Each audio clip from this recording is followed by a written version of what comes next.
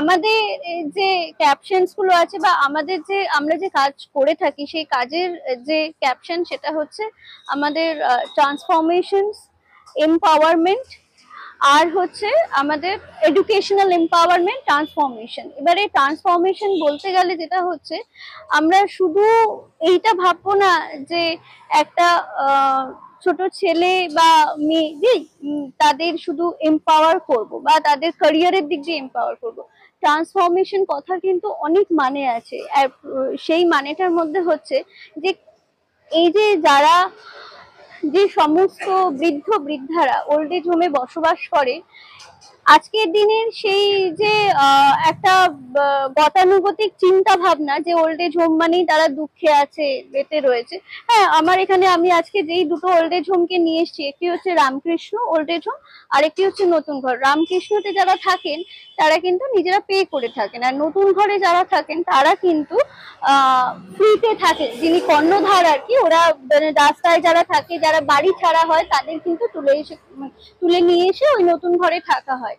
তো আমার মনে হয় যে ট্রান্সফরমেশন আমি এটাই করতে পেরেছি, একদিনের জন্য ওনাদের আনন্দ দিতে পেরেছি। তাদের যে অদ্ভুত একটা যে জীবন, যে একটা বদ্ধ চার দেওয়ালের মধ্যে যে জীবন, সেই জীবনটা থেকে যদি আমি একদিনের জন্য কাউকে একটু আনন্দ দিতে পারি, সেটা বোধহয় যে কোনো কর্মক্ষেত্রে, যে কোনো কাজের একটা আলাদাই উপলব্ধি হয় আর আলাদা একটা পাওনা হয়। এই যে এখন যখন দেখছি, আর এই যে বড়রা যখন এই আমাদের এই মানে পরিক্রমার পর যখন আমাদের ওই যে ব্লেসিংসটা দেয় না, সেটা খুব ইম্পর্টেন্ট। কারণ আমরা এখন অ্যাকচুয়ালি যখনই যেই কাজটা করি তখনই আমরা পূর্বপুরুষের একটা ব্লেসিংস দরকার হয়। আর আমার এই যে একটা কোশ্চেন আছে, সেটা হলো এই মুহূর্তে বর্তমান সময় দাঁড়িয়ে আমরা দেখতে পাচ্ছি বিভিন্ন রকম ঘটনা যেখানে পরিবার পরিজনদের সকলের মানুষ আর খেয়াল রাখার সময় পাচ্ছে।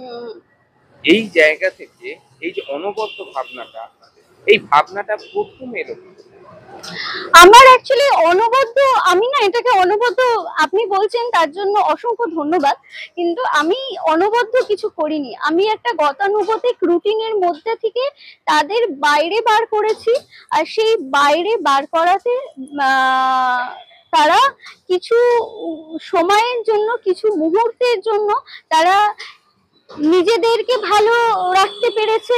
ইভেন কি হয়, যে কোনো একটা কাজ করলে নিজের স্যাটিসফ্যাকশন থাকতে হয়।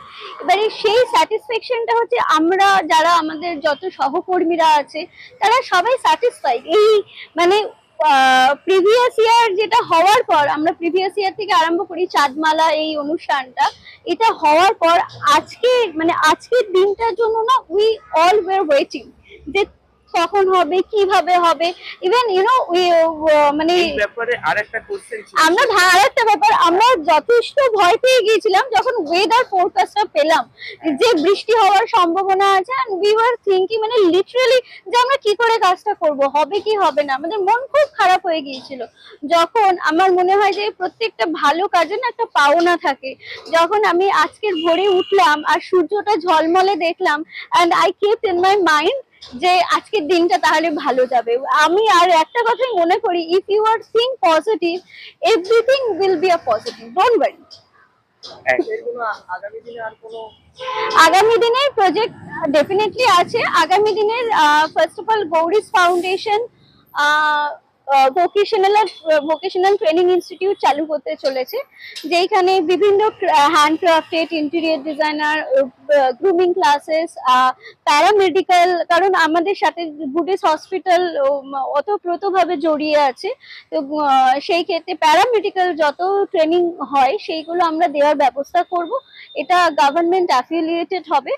আর তার সাথে গৌরিস ফাউন্ডেশন খুব শীঘ্রই একটা ই কমার্স সাইড আনতে চলেছে।